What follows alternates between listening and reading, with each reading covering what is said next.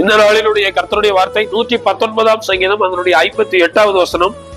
முழு இருதயத்தோடும் உம்முடைய தயவுக்காக கெஞ்சுகிறேன், உம்முடைய வாக்கின்படி எனக்கு இறங்கும். உம்முடைய தயவுக்காக முழு இருதயத்தோடு நான் கெஞ்சுகிறேன்.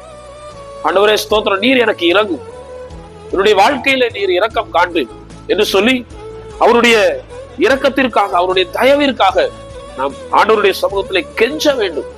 ஒரு வாக்கின்படி எனக்கு இறங்கும் ஆண்டவரே, நீர் நம்ப பண்ணின, என்னை நினைக்க பண்ணின, உடைய வசனத்தை நினைத்து எனக்கு இறங்கும், உடைய வார்த்தையின்படி எனக்கு இறங்கும் என்று முழு இருதயத்தோடும் ஆண்டவரை நோக்கி ஒரு பிள்ளை தன்னுடைய தகப்பனிடத்தில் கெஞ்சுவதை போல நாம் நம்முடைய தகப்பனிடத்தில் முழு இருதயத்தோடும் கெஞ்சும் போது அவருடைய தயவை அவர் நமக்கு கொடுத்து, அவருடைய தயவினால் நமக்கு இரக்கம் காண்பித்து, அவருடைய இரக்கத்தை காட்டி அநேக நன்மைகளை அதன் மூலமாய் நமக்கு தருவார்.